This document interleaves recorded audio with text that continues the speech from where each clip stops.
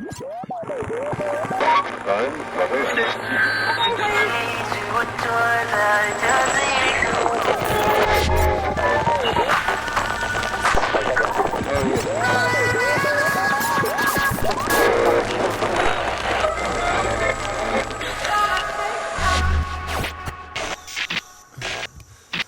right, testing. This is Captain's Log. It is... don't have a watch on. Well, basically, here's what happened. Kronk's on my lap, right? He's chosen me. I am the chosen one. And I can't really move. So I figured, what better else than to just record another Captain's Log, you know? So here we are. We'll see how long he stays. Honestly, he's gotten really cute lately. Him and I really struggled a little bit, like when we first got going in our relationship. And granted, at the time I was a mama's boy. And if you don't know, Mama was the affectionate nickname given to Calypso, because she was sort of she had caretaker energy, very like almost like wise, older, like I just watched Dune. What's the Reverend Mother, right? I think that's what they call her. She had Reverend Mother energy, I think. And she would always sit out on the porch and overlook her kingdom, and she would give me little licks on my third eye here, and open it, I can only presume. And when Kronk came into the picture, he was kind of a psychopath trash panda, to put it politely. We picked him up from this place on Craigslist, and we get in the car, and he's like covered in fleas, and I can only imagine they're just biting him nonstop, right? Like he is covered. You can see them like crawling all over his face, and like, ugh, it was gross. And so he's like 8 weeks old, right? He's like an infant. And so we get him home, and we immediately give him a bath, you know, get some old Dawn dish soap going there, and get them all off of him. And yeah, I'm sure that's traumatizing. So imagine being Kronk. He gets picked up by two very tall god beings. He can barely see. He's literally just opened his eyes at like 8 weeks, I think. And two god beings come and pick him up and just take him away from his home and his family and shit. And not only that, the whole time you're being bitten. Right? You're just, or pain, right? You don't know. You're like itchy and ow, and you're like, oh, this existence sucks. And the god beings bring you somewhere in a moving ship that's like bouncy and rocky and fast. And you're like, you know, your perception of time and space is still infantile, right? So you get to this new place. And so not only do you get out of this moving spaceship, but they immediately submerge you in water, you know, for a few minutes while they're just like pouring you with this like serum, you know, this bright blue serum that foams, and you're like borderline drowning, and you're freaking out, and you're like, what is happening? That's got to be the closest thing to a near-death experience. And so so he finishes that, and he's a kitten in a new home, and this guy is wild. He's like freaking out all the time, getting the zoomies. He's climbing our curtains and just galloping around the house. And of course, Calypso's like, what is this alien you brought into our home? I'm the Reverend Mother. You did not check with me. This is a literal beast. Like, this is a wild thing, and he knows no bounds. He has no boundaries. He does not respect your personal space. And she's like, I want nothing to do with him. You are dead to me. Reverend Mother is like pissed at this guy. And so naturally, being a mama's boy, I am a little bit like, I'm a little bit on her side, you know? He's kind of annoying, and he's kind of pissing me off too. And he just like can't chill once. He can't. And he's knocking shit. He's climbing the foam in the treehouse and pulling it off the walls, and it's just driving me mad. It's raising a toddler. And so him and I didn't get along. You know, I'd kind of have to I'd have to grab him and put him in the other room or put him in timeout or pull him off the wall and try to be like, hey, don't. However you do that to a cat. And it really caused a lot of turbulence in the early stages of our relationship. And then as he grew up, he chilled out a little bit. He's definitely way more chill. And, you know, naturally, then when Calypso died, there was a hole in my heart, and it's hard for a Kronk to fill a Calypso-sized hole, just given his temperament. But we've really worked through some things. I think he really appreciates the God beings that freed him from pain and suffering. And he gets to go outside and run his energy off. And I appreciate him more and more as I mourn the loss of Calypso, but accept his appreciative love in exchange. And now he sits on my lap. It's kind of nice. So that's the brief history of my most recent cat relationships. But yeah, all that being said, that's why I'm here. He's chosen me, and we're stuck. It's cute. But I was like, you know what? I should do another captain's log because I've been a little bit off my journal game. But it's because I've been really on some good energy lately. I don't know what it is. I have been just very inspired. I've been creating a lot for the first time in what feels like over a year. All of last year had very minimal creation, sporadically here and there, just random shit. And about a few weeks ago, I caught the bug. I don't know. I'm just I have the space. I have the capacity and the interest and the curiosity and, I don't know. So I've been doing a lot of that, almost every day. I've made 4 songs in the past week. I've been working on other stuff. And it is refreshing. But you know what I think? I think a big part of that, I'm going to say it, it's being stranded on a fucking planet with minimal contact.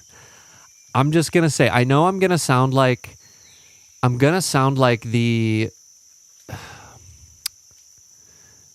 kind of old, jaded guy.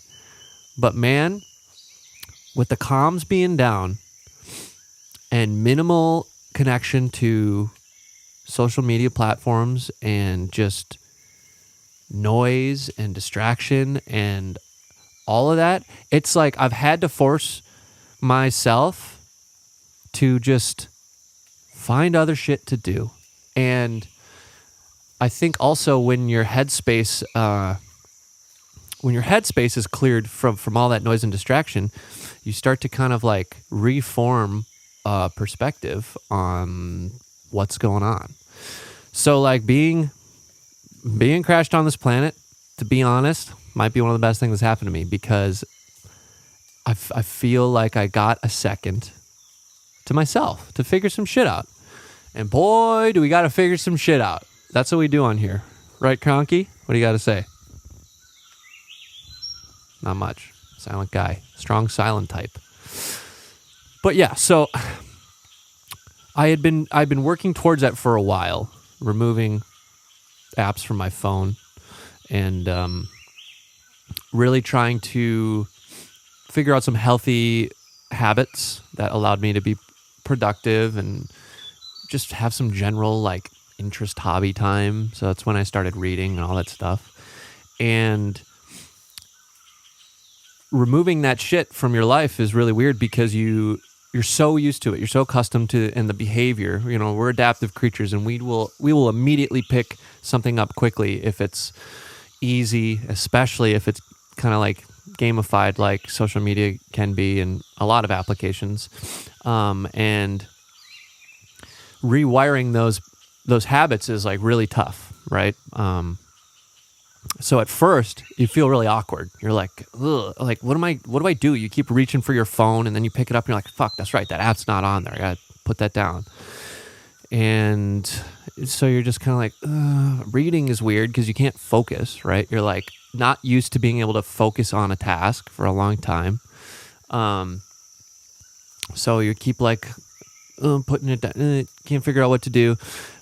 This is very fun, right? You're like, this reading comparatively to a handheld slot machine is way less interesting, right? So you got to work through that struggle. And to be honest, it reminds me a lot of what's my hair doing? Kind of wild. It reminds me a lot of the creative process, right? So there's a wonderful Ira Glass quote that perhaps some of you are familiar with. But I think it's a great quote. So I'm gonna pull it up here, and read it because I think it helps give a little context for everything, right? So, okay, so he says, nobody tell this to people who are beginners. Nobody tells this. Nobody tell this to anyone, right? I wish someone told me. All of us who do creative work, we get into it because we have good taste, but there's a gap.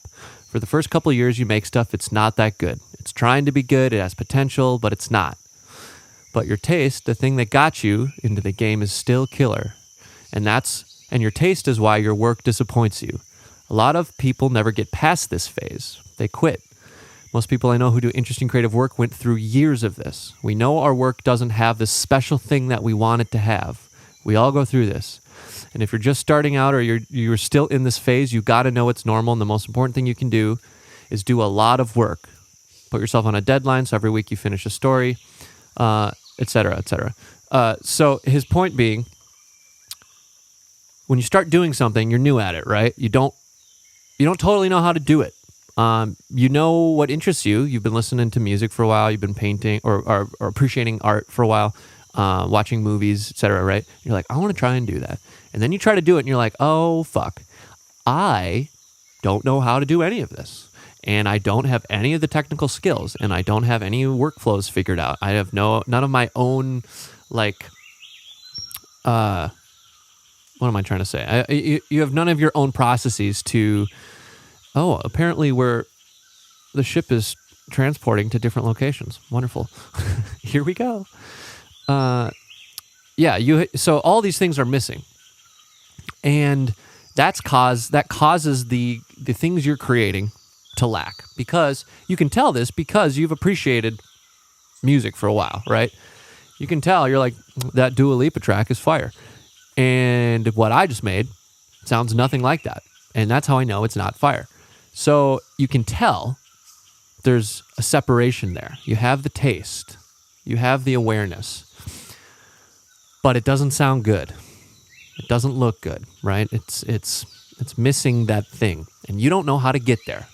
And so you struggle for a while, for a hot sec. You struggle for like years, as Ira says, right?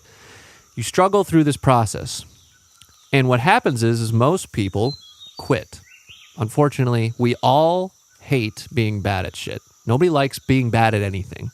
It makes us feel really weird. We're already very insecure people, right? And then especially when it's creative work and it's like very closely tied to your emotions and your soul and your like reflection of yourself.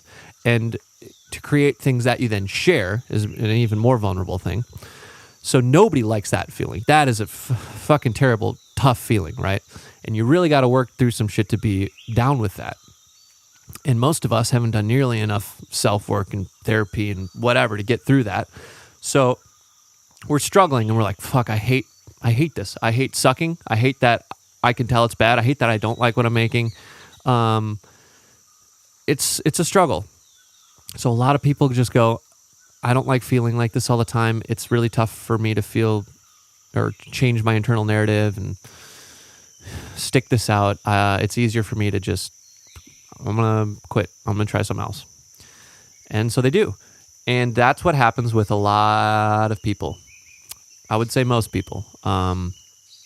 Most people that I've created with in life, over all of it, mostly don't do it anymore.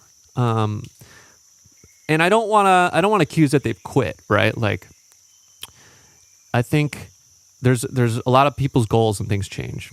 Like, there's nothing wrong with that. But I have seen a lot of people just give up and take a path of less resistance. And if that's what you want to do, that's cool. But the message here, I think, is there's a lot of value in sticking through something that is really challenging, really difficult, especially when it's something you're doing that, that is a skill you can pick up and can ultimately lead you to some great shit. Biased opinion. Because I have struggled with this a lot. I still, and honestly, it's not only until very recently, like I said, I'm like been kind of on like a little kick here of like, I'm like, dang, maybe I don't suck as much as I thought I did. Right? Bad internal narrative there, but it's because I felt like this for years, for fucking years. I felt like I didn't know how to do what I wanted to do. I don't know what I'm doing. I still don't sometimes, to be honest, most of the time. And I could tell that the things I was making were lacking. They just didn't quite hit that like sound or the feeling or something technical was off, and it just was struggling. It had an amateurish sound, and I could tell. And I don't know how to get it there. And it's like, God damn it. I've been doing this for how many years? I've been in a career of music for how many years? And I still just can't fucking get there. It drives you crazy.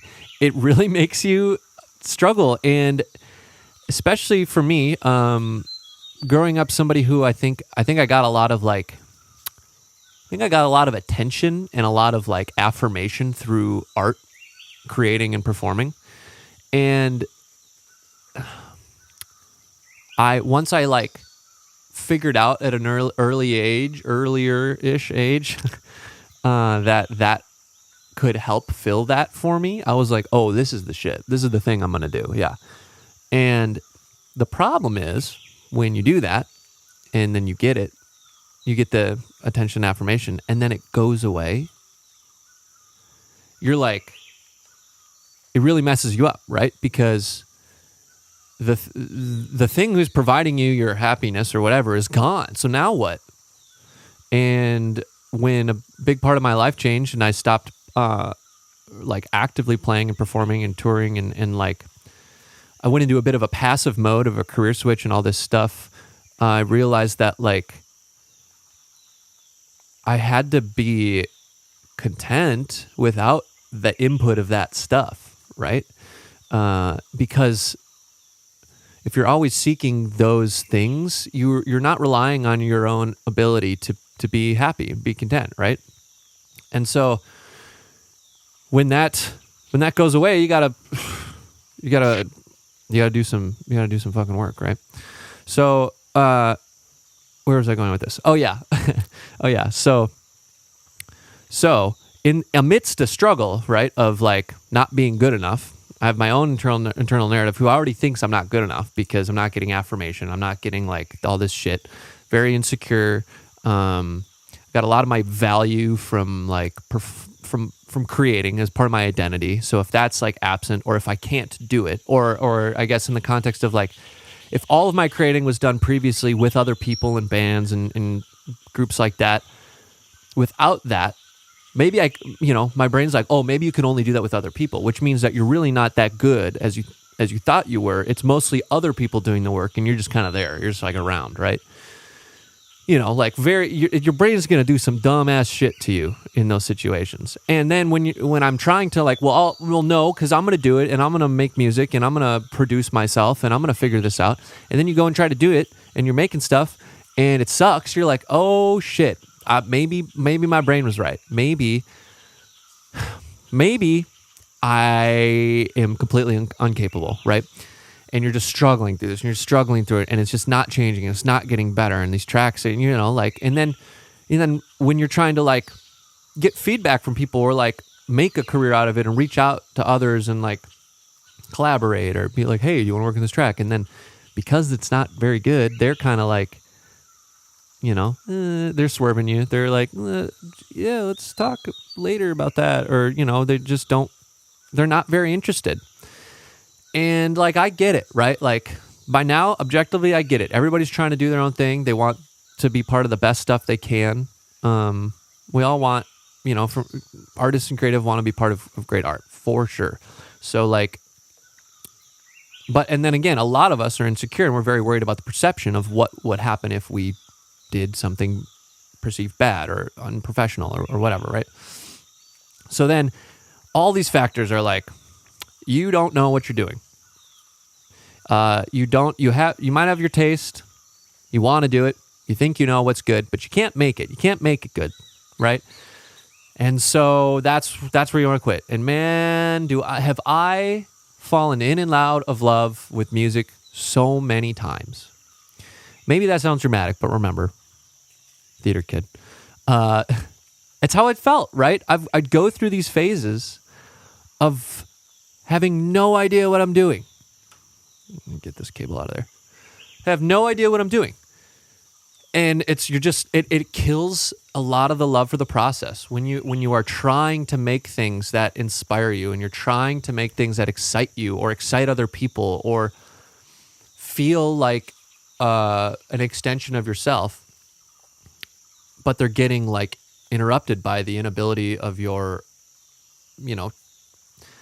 technical work, right? It's like you can't get it there. You don't know how to use the tool. You don't know how to play. Your fingers aren't fast enough, or, whatever. That drives you crazy, and it really makes you question, like, should I be doing this? And that's tough, especially when you're trying to make a career out of it, and there's money hanging in the balance and paying your bills. And when originally you just liked doing this thing because it was fun and creative, and you were curious, you were interested, right? So,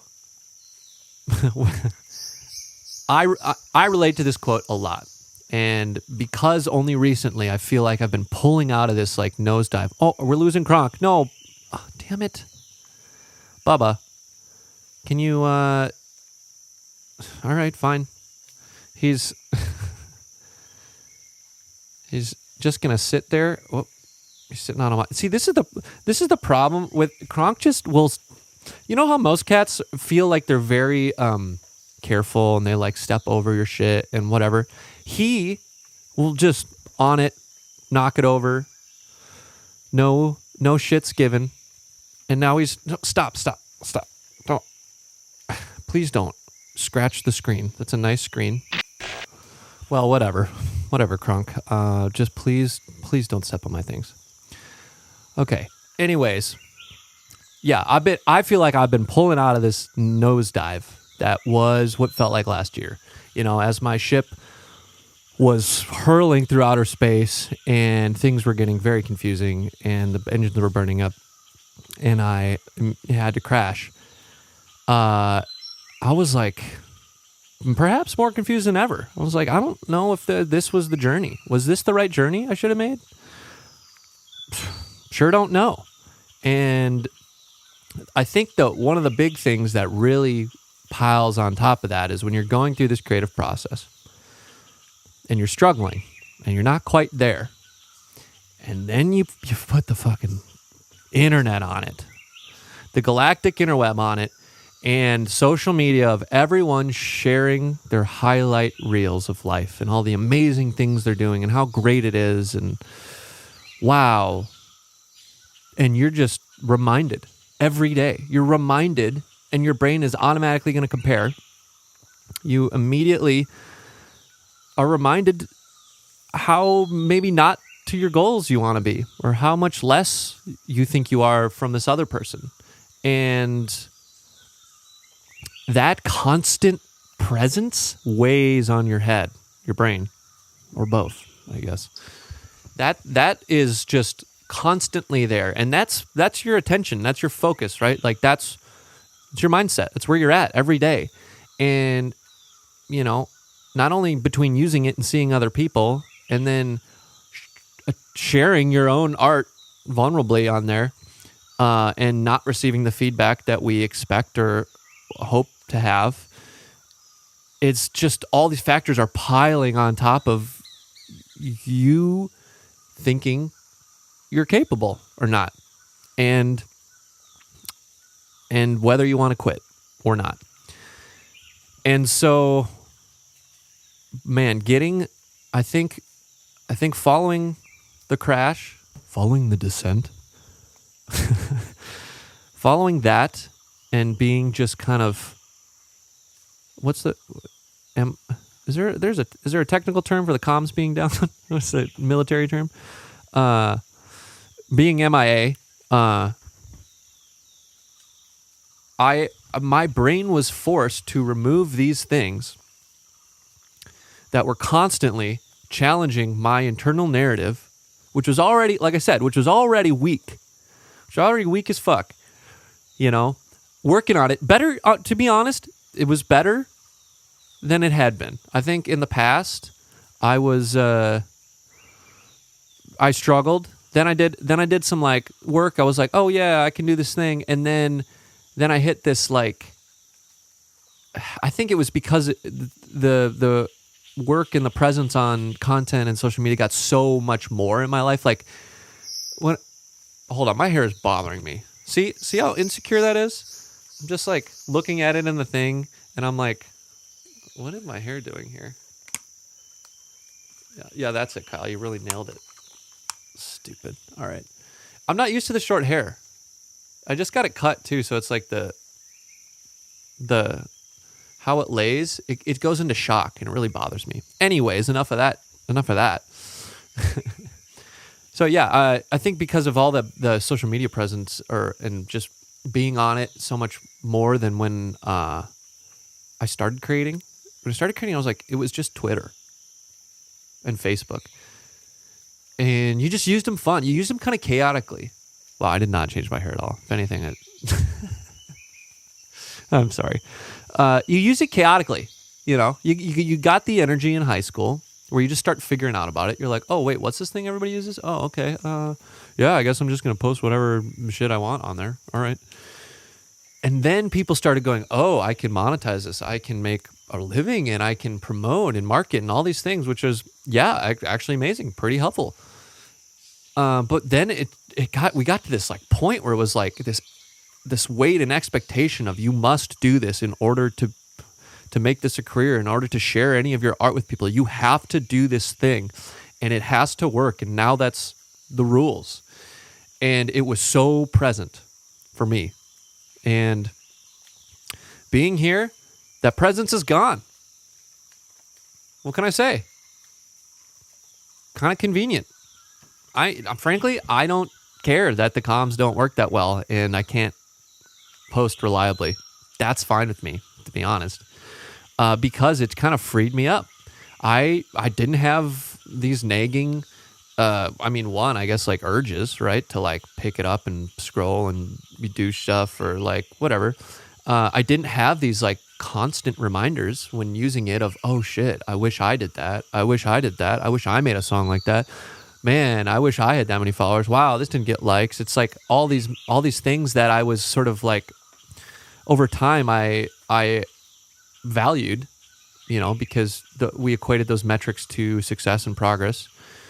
And man, did I just watch numbers plummet, like interactions and engagement just going down, just tanking, right? Like I used to, dude, years ago, I would get, this doesn't even sound like that many, right? But I was getting like hundreds of likes, 200 or 300s consistently. And like last year, like 34 and shit, like, come on. Like when you're so used to that for so long and that changes, that really makes you question some shit, right? Because that's sort of the narrative of how it works and what you do. So with that just not being around, I couldn't even think about it. I couldn't even question it. And I had to figure out a different way to think about stuff. What else are you going to do? You know, you're bored.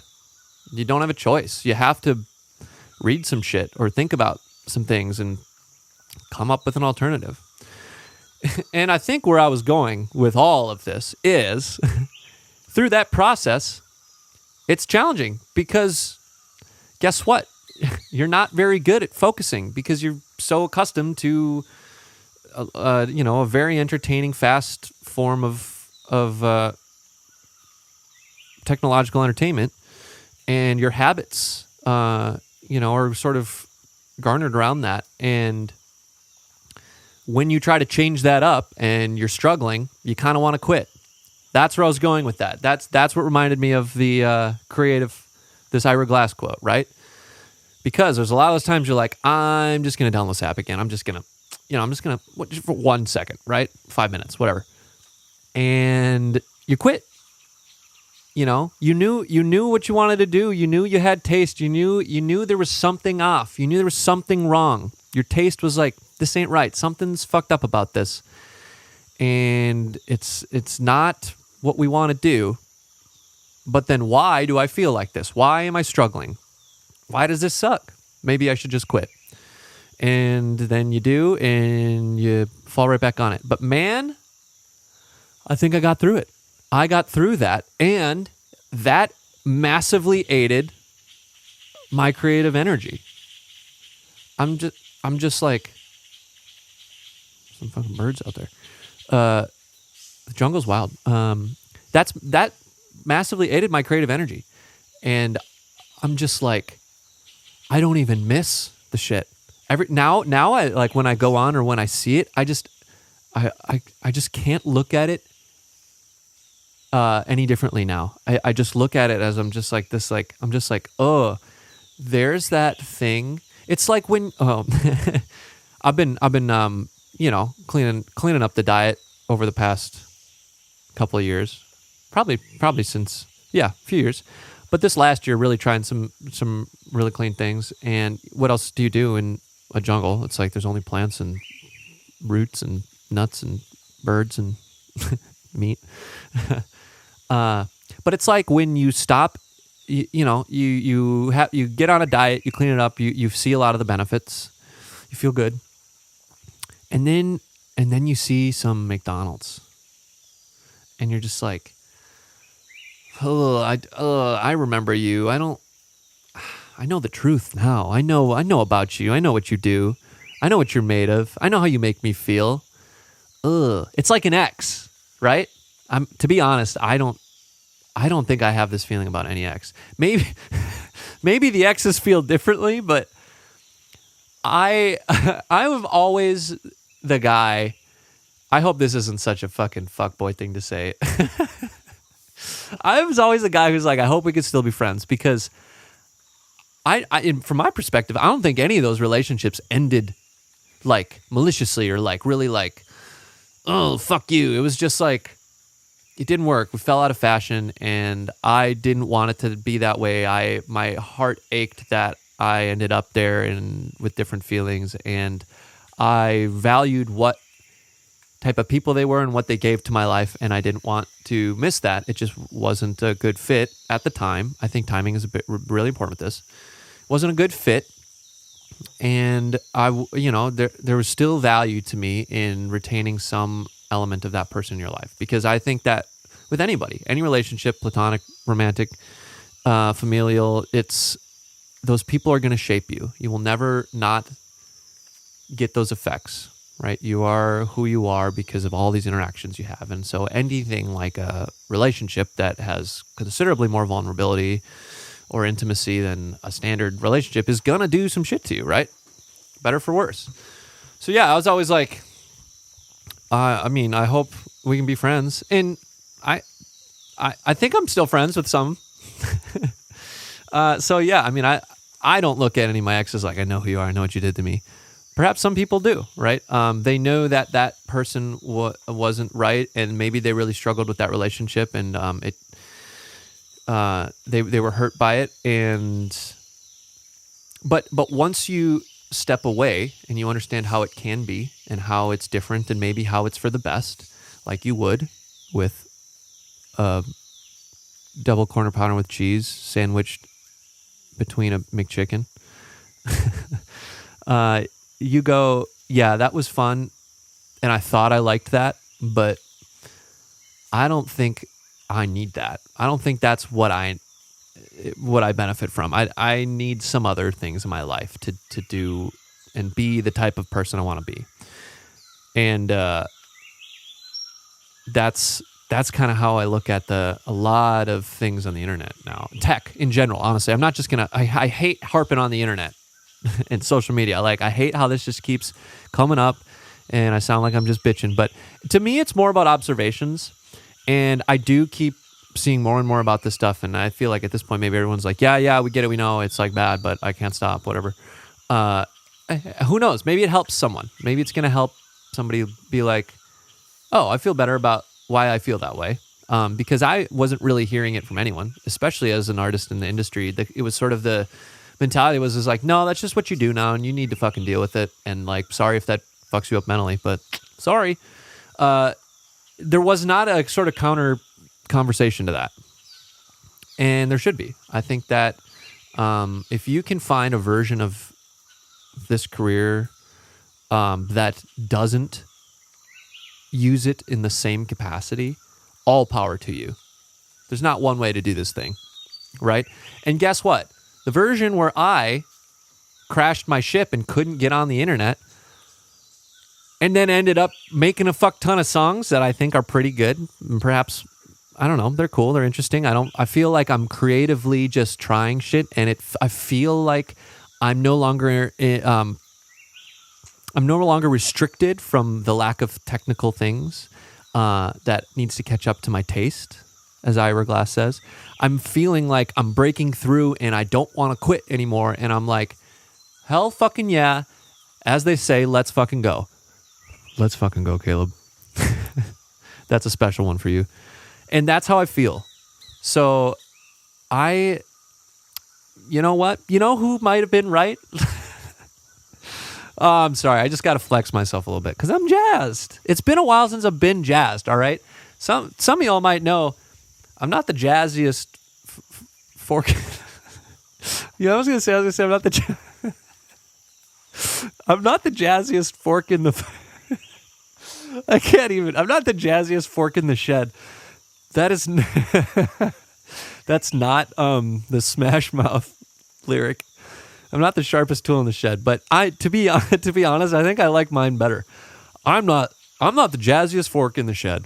And I think we all know that when you go to pull open the shed and you're looking for a fork, you're going to pick the jazziest looking one to do the job, right?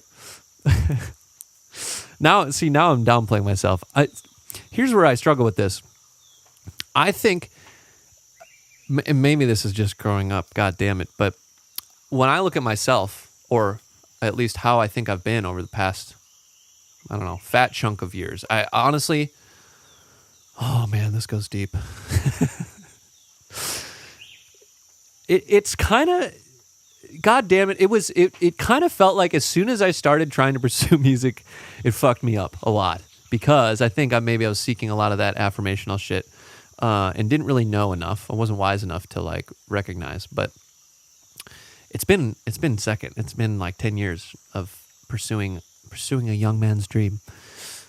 But for a lot of that, I hate that I always felt like I was just kind of like a bummer. Like I was just kind of like, and kind of like serious, or couldn't celebrate, or wasn't very excited. And wasn't very excitable. And even when good things happened, I was a little bit like pessimistic. And I don't think that's who I was. I really feel like the young version of me was a little bit more like extroverted and wacky, and in second grade Catholic school, got in trouble so much that the teacher suggested I needed neurological therapy because I was such a disruption. That's the boy, right? That's the fucking boy. And I felt like I lost him for a little bit. And sometimes you got to crash your ship to figure the shit out. And I think I'm gonna pat myself on the back with that a little bit. I had to land the ship, and if it means be stranded for a hot second, so be it. But enough of that. I'm not the Wonderwall guy playing guitar. I'm not trying to I'm not trying to be that guy. But it's nice. I'm just saying this to myself. It's nice. And And so if anybody else is out there feeling like that, feeling confused, feeling like they lost part of themselves and they're just kind of like covered by this like haze of insecurity and anxiety and fucking so many things. I don't even I don't even know. Really though, really just take a second for yourself. Get the fuck off the internet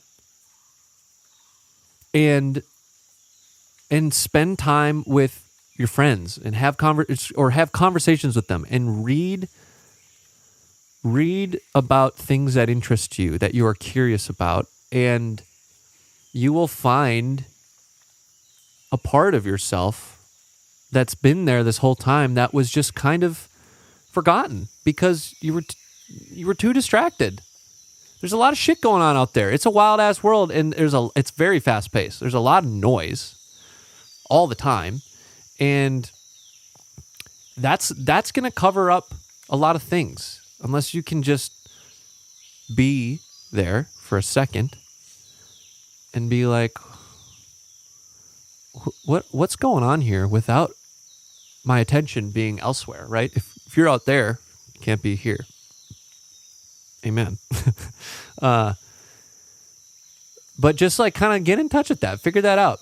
I think what I noticed, here's something though. What I noticed about that is, like intuition stuff, people always talk about intuition. I never really knew what that meant. And they're just like, oh, just go with your gut, right? Well, I do think there's a lot of merit to that idea. But the thing is when you are so distracted all the time by just life, it's really hard to recognize when that's there. And the intuition can be an impulse. It can be a curiosity, I find. Of a lot of what I think for myself is curiosities. And that lays very much into creativity, when I think creativity is, an extension of your pure self. So that would make sense. But those little moments where you question something and you're not sure and you're like, but what if? I have found that the more I allow space for myself to recognize or feel them or acknowledge or whatever, like if you just sit there, some thoughts are going to come up. A lot of them might be anxious and noise and thinking about all this shit. But once it kind of calms down for a second, you're going to think about life and yourself and wonder. And like, that's where you start to go, oh, there you are, little guy. That's when at the store you're like, what should I get? And you're like, oh, how about some wild caught Alaskan salmon? I don't know. For some reason, right? You're like, I don't eat salmon.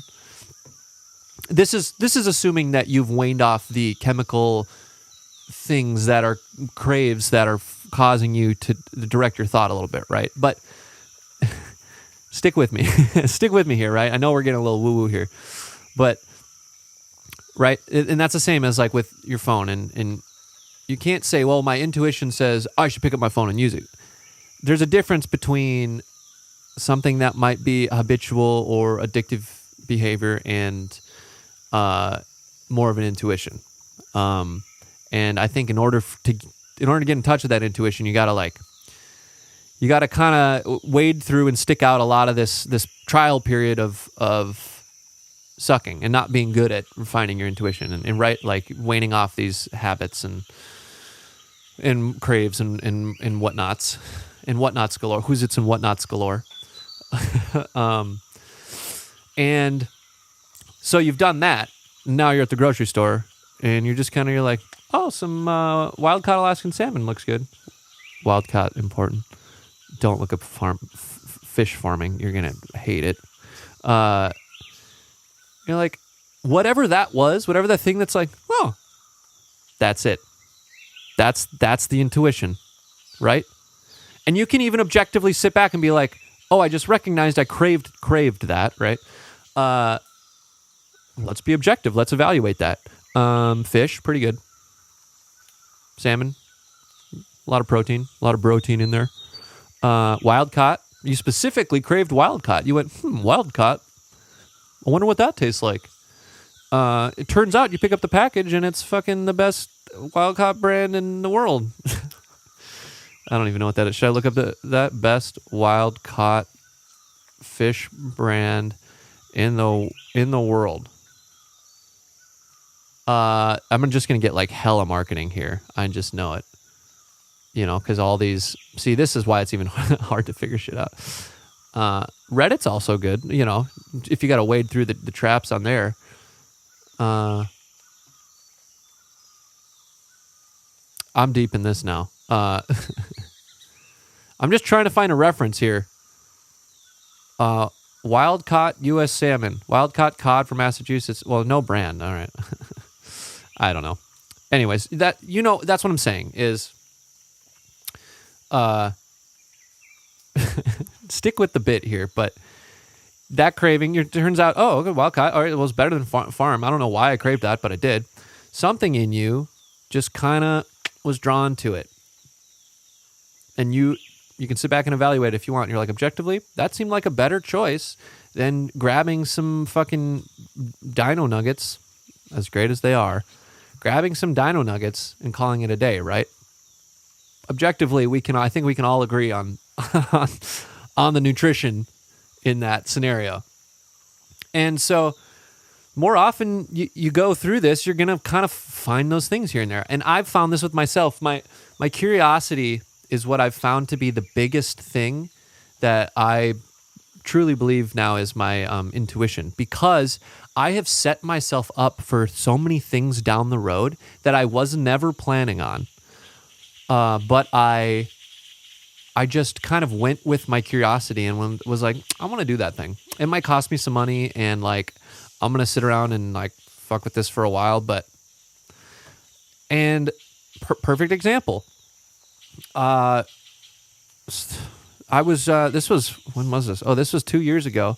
I was, me and a friend, Christian, were getting really into, because he does visuals. He did my visuals, and we were getting into rendering. Oh, hey there, guy. You're coming back now.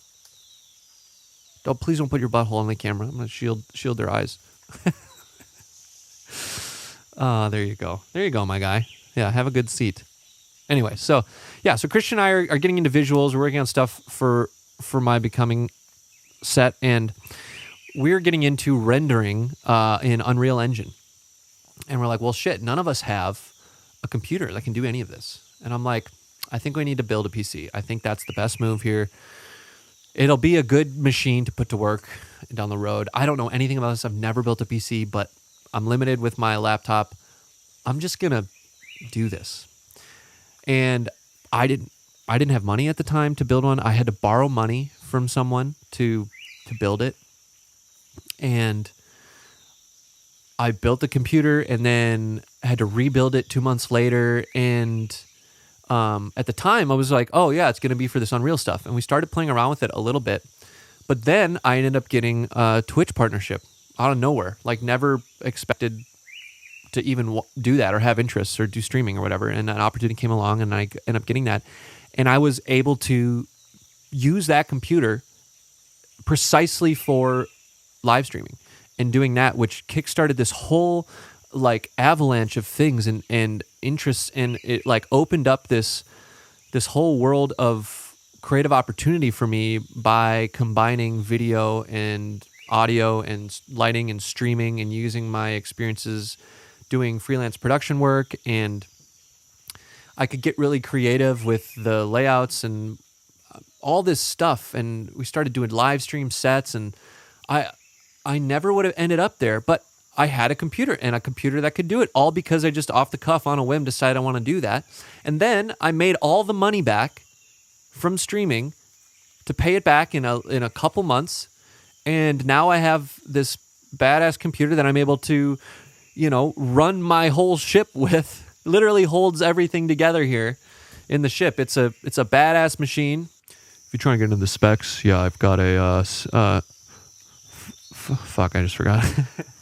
Trying to get into the specs here, yeah, I've got a Asus Creator X570 10G Ethernet with a 5750X Ryzen 9 and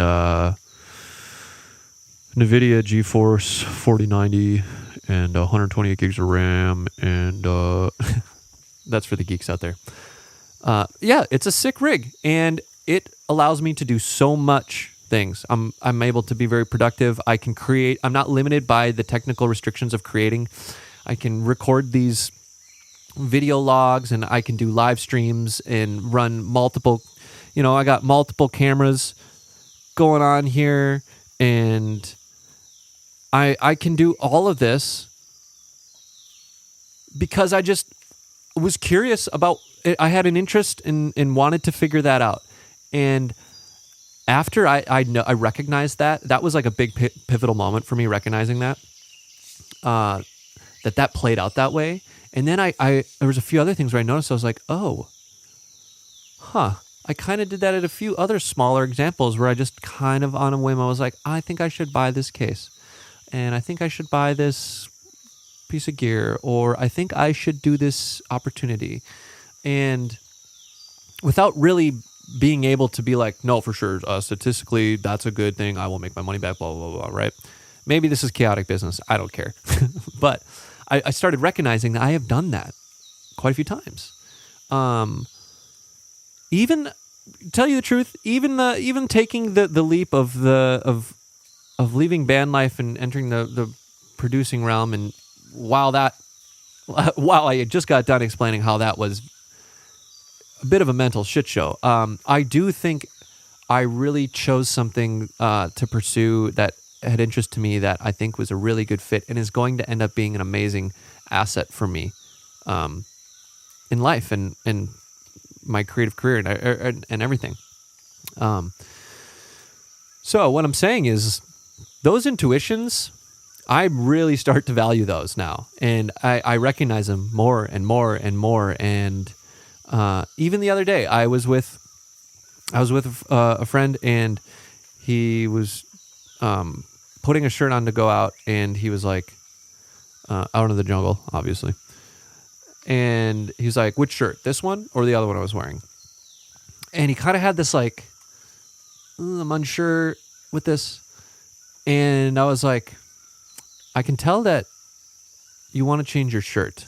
And I think if that's how you feel, you should follow your intuition and change your shirt. And he changed his shirt, and needless to say, he picked a better shirt. He felt really good all night wearing a shirt that he liked, that he felt he looked good in.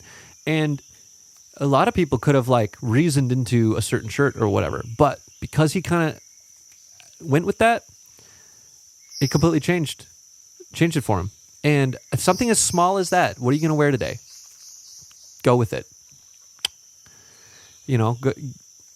Go with the gut, for real. I think there's a lot of value in that. And the more you can open up space to find it, it's going to be so good. So enough of that. I'm sorry. We got way too deep in that in that spiritual shit. It's true though. We'll reel it back here. I'm just saying, from what I've experienced, I don't know, worth a shot. Get off the internet and go play outside. Remember? Let's go play. Let's bring that back. Right, Kronk? Kronk goes outside and he plays, and he loses his goddamn mind if he doesn't. I think we should all take lessons from Kronk here, right? Like, go outside and play. Touch grass. Play with your friends. Play it with your toys, your computers, and your creative things. That's what I do now. That's my play. And you find yourself just filling that space with curiosity. And with curiosity comes cool shit. I don't know. Oh, yeah. I finished reading that Rick Rubin book, because that was very much him. Curiosity and through you and like all these things. It was fine. Honestly, thought it was too long, a little bit too redundant. I didn't enjoy it as much as I wanted to. Still some good things in there. Rick Rubin is OG. Not going to downplay it, but I'm on to another book now. Excuse me. It's called the scarcity brain. I can't just read a chill book, but I'm very interested, having noticed my own reactions to this and my attention and like that like craving, right, that we need. I wanted to know more about it, so that's why I'm curious. I'm reading this book. However, something that I really want to talk about here, okay, is I'm very obsessed with this concept, is the dead internet theory. And I don't know if y'all know about this, but I just found out that it's a real theory because I was originally kind of thinking about this and how the state of the internet caused me to feel. And I was like, well, I would probably react a certain way, right? Like, so let me put it this way. With all the AI madness going on of like, you know, ChatGPT and ChatGPT's Sora for video and a number of other things. There's a Suno that does audio, makes music, makes literal songs with vocals and lyrics and full mixed everything. Nuts. And just the general like text and copy things that you can do with ChatGPT and just all sorts of stuff. It's going to get pretty nuts, right? Like if you're scrolling through the internet on social media, how do you know that the thing that you're looking at, the post, photo, video, Midjourney, excuse me. How do you know? So let's say you're scrolling through and you're like, oh, Kronk posted this insane photo of him up in this tree. That's nuts. But Kronk made the photo with AI. Either you don't know because it's early in the process and you're just assuming, oh, that's nuts. Or now AI is like commonplace, right? You're seeing it all over. It's being used in marketing. It's being used in movies. People are playing around. They're using it as a creative tool. They're creating shit all the time. It's getting posted. Things are wild. And you're like, all right, well, now you're scrolling through and Kronk is on the wing of an airplane. You're like, well, that's probably fake, right? But maybe not. So then how do you figure that out? You have to evaluate, is that real? What are the odds of that being real? He's a cat. But maybe he's a stunt cat. But who took this photo? But I don't know. And now you're just like wasting time and energy trying to decipher this, right? These people are posting like, oh, this is a drone shot of me climbing this mountain. That's insane. Turns out it's not real. And how would you know? You have to evaluate it to know. And once everything out there is some type of that, you know, all these songs you're getting thrown on your playlists are, turns out, AI songs, right? It's not even a real person singing it. It's just frequencies arranged in a way that resembles something you like. But you want to know, we're humans, right? Like art has always been this like connective thing, right? You want to know if the person singing is someone you can relate to, someone that has like this like experience or energy or soul that you connect with. I think that's something we all crave through the art. Not that you can't get it with robot art, but I do think we like to know if the person's real and if we can see them in person or whatever and connect. And so once the internet gets like flooded with all this stuff as it already is, you're just kind of going to be like, well, every time I go on Instagram, I don't know if that post is real or not. And I kind of like, it's getting kind of exhausting trying to figure this out. Like all this extra brain power of thought and consideration going into determining this and then debating with my friends on whether it's real or not is actually kind of just like a bad use of my time. So it's just might be easier for me to just not go on there, right? So that's kind of like how I was feeling. I was like, because I was playing around with these AI songs and I was like, wow, if I feel this way, I feel like a few other people are going to be like, is this real? Is this not?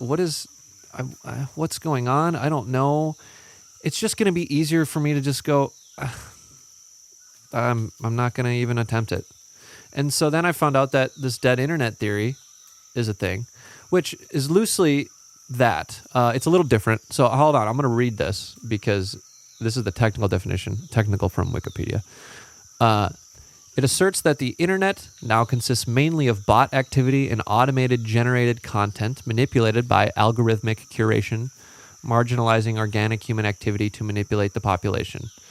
Proponents of the theory believe these bots are created intentionally to help manipulate algorithms and boost search results in order to manipulate consumers. Some proponents of the theory accuse government agencies in using bots to manipulate public perception, saying the government is engaging in an artificial intelligence-powered gaslighting of the entire world population. Well, dang, that's actually pretty deep. I don't know if I'm exactly like on that train, but I think where I think it hits, especially with increased bot activity and as like the AI models are able to just create more and more of this, ultimately all of the internet is going to consist of content or activity created by a bot, a robot, AI, and not humans. While the human might have told the bot to do it, that's not how the internet started. The internet started as a place where humans could post human thoughts and things to connect with other humans and forge this gap over distance and share knowledge and connect and all this stuff.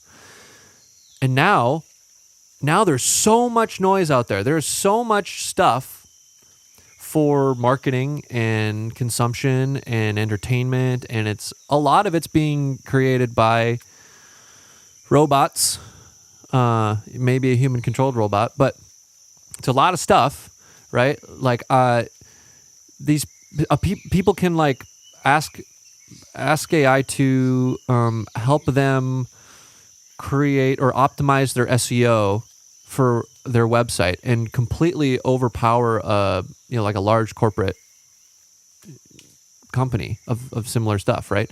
And just kind of flip that in their favor. And so that's manipulating the algorithm to help them. And so once everybody starts doing that, because they want, we're all using most people have relied on this for their marketing and advertising and promotion.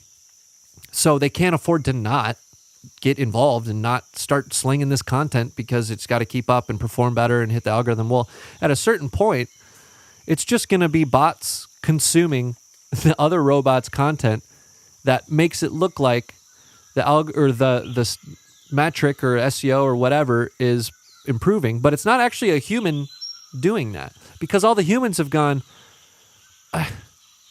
I can't sift through this noise. I can't do this. This is a lot of work and energy, and I'm tired. I want to go home. I want to play with my cat. And so they just go, I'm just not going to go on there anymore. I don't want to do that. And they leave, and the internet's now just like a data ocean. I don't know. I don't know anything about this. I'm just saying I am very interested in where this could go. Because I just experienced a lot of this myself. Just as an individual, too much noise, needing to live life and be less anxious and just not sift through shit out there and see someone's post and go, wow, I wish I made a song like that. And then turns out it's an AI song that they pretty much did nothing. And so I'm equating my self-worth to this person, but really I'm equating my self-worth to a robot that has, a completely different process. And it's inaccurate. It's not worth my time to do that. So I'm just going to remove myself from that and find a different alternative. There's a lot of other alternatives out here. And I think, Kronk, you're on my thing. And I think that a lot of us are going to crave that sweet in-person connection. So yeah, I don't know. I don't know about the whole government getting involved. Who knows? I don't want to go down that rabbit hole. That's too deep for me. I'm sorry. But that's too much. but something to think about, right? Anyways, I want to go over the listenings. Because since I've been inspired, top songs, right? I'm gonna hit you with the top songs for the week, I guess, or general suggestions. I don't know if I guess I haven't prepared top songs. I just kind of was like, oh, here's some good ones. So first, Chet Porter put out a new album, and it's kind of got a little bit of a worldly, like almost like jungle tropical wanderlust energy to it. Really pleasant, really good. So I would say check that out. It's called Everything You've Ever Seen. It's right here. And Everything You've Ever Seen. I like these graphics on there. Pretty nice. Really cool record. I didn't know he was working on anything. Didn't know it was coming. I've been jamming that. That's fresh out the gate. Check that out. 10 out of 10 would recommend. I've also been listening to. Let me find this here.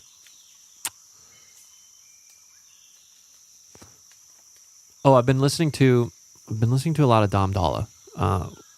We took a little trip out into the jungle to see Dom, thanks to Christian, and I'd never seen Dom Dalla before, and it was hot.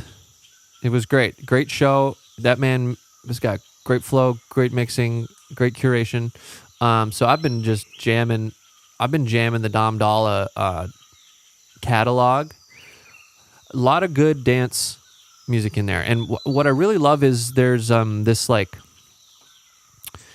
retro is the best way I know how to describe it. It's like a retro energy that's very like kind of like 90s era UK garage and house, like very like warehouse rave. It's really coming back into dance music, which I think is pretty cool. You're seeing a lot of the like garage and break stuff with like the Fredigan stuff, which is always great. A little bit in the Skrillex territory, and you see a lot of it in Dom Dalla stuff as well. There's almost like an homage to that energy, and it's so unique to that era. It's really hard to find that anywhere else, so it feels really cool that it's coming back in. So write that one down. That's another good one. And freaking dude, I just found this let me find it for you here. Oh, I've been listening to a lot of Gray. Gray, you might recognize from their once popular track "Starving" featuring Haley Steinfeld. Quite a pop jam, but Gray actually has a lot of this like worldly, almost like Middle East, like African, like Egyptian energy that they put into their music in a cinematic sense, and like that hits the Jungle Boy in me hard. Jungle Boy boner. They have an EP out that has some really cool dance energy, so that's a good one. And I'll give you one more because I just did 3, I guess. So last one. Oh, Betty Who. I've been jamming Betty Who's record big. Great record. This is like pop, indie, alt energy. I don't know. It's a great record. I love some of the songs on it. Feel really like it's great songwriting. It feels very much like theatrical is the wrong word, but almost like a musical where it's a story and the energy is very much a character singing about life. Like the title track "Big," I think is an amazing one for that. But some other like great disco jams on there and stuff. So, hell yeah! So don't worry, it's not all just dance music and U2 over here. That's another good one. But yeah, a lot of this stuff has been influencing me. It's been really enjoyable taking all these influences and kind of smashing them together. I'm all over the board. I love being all over the board, and I think it makes for some interesting stuff. Here, I'll give you a little peek here because I was working on it earlier. So this is actually kind of like a breakbeat thing that I really inspired by that breakbeat stuff.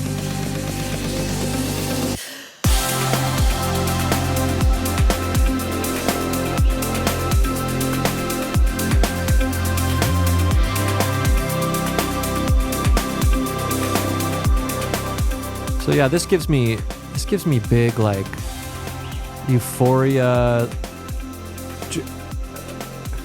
end of the movie type, here we go energy. That's crying on the dance floor energy. That's what we want, right? We want crying on the dance floor energy. But yeah, man, something about the garage and breakbeat stuff is hitting for me. Here's another one in that similar genre.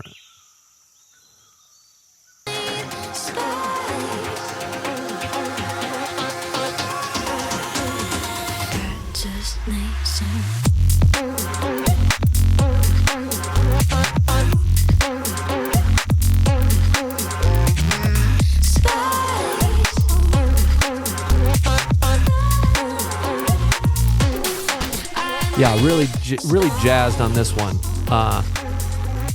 See, kind of completely different energy from that other track, but like, I don't know. I dig it. I want to make all sorts of stuff. I hate feeling boxed in. I'll give you one more teaser here. I'm sorry. I'm usually not. I usually don't show songs very often. I like to give them pretty DL. But like I said, I've been jazzed. I'm the jazziest fork in the shed, so I'm feeling it, and I'm very excited to work and finish these out. And I'm sitting on like 30 demos, which is gross. So yeah, it's like it doesn't feel as intimidating to like dig into this stuff. This is a little bit more of like a.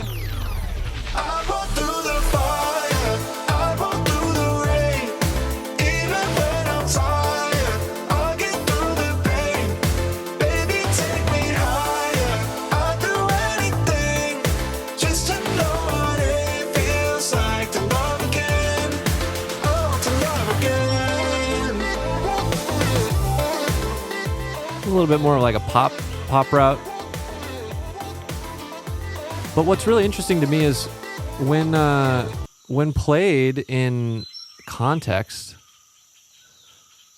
and I like run through my demos in a playlist, I'm like, there is this nuanced connection that you normally wouldn't see. And that was always something that really bothered me when I would make stuff. I wouldn't, I don't have a style, right? You're like, oh, I want to, why? That's something you really want to get, because your taste, you're able to recognize like these elements that are other people's style, and you want that for yourself. At least I did. And so I always was like, what's my style? What do I sound like? And it sucks when like you're often compared to other people and other artists too, right? Which is fine because it's a compliment, but ultimately you want to be your own person and not be thought of as like a second version of someone else. And ultimately that's your style. And man, it just takes time. Over time, it's like it starts to come out, and that's another point on the board for, give yourself the time and the space to do it. That's the truth, son. Yeah. What do you think, Kronk? Isn't he cute? Should I go up to over here?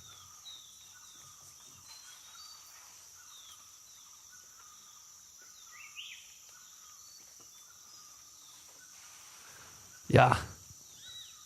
Oh, anyways. That's what's been going on with me. hopefully, see, I'm also aware that this could change, but when you got the bug, you got to ride the wave. When you got the bug, you got to ride the wave. Okay, write that down.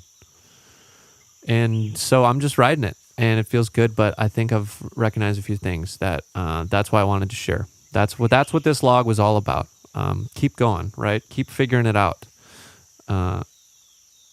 Also, because Kronk has trapped me still, so I would keep going, but I kind of like, well, I don't know where else to go with this. I felt like I really got into it there for a second, right? We're talking about some deep woo woo. Right, Bubby? Big Bubba man.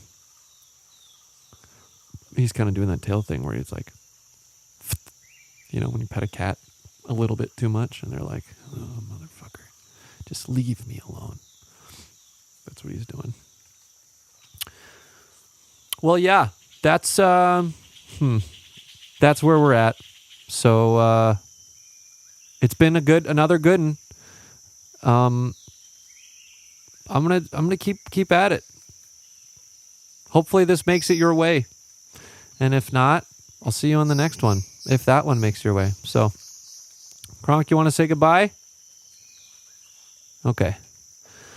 All right, signing off, Captain's Log. Adios.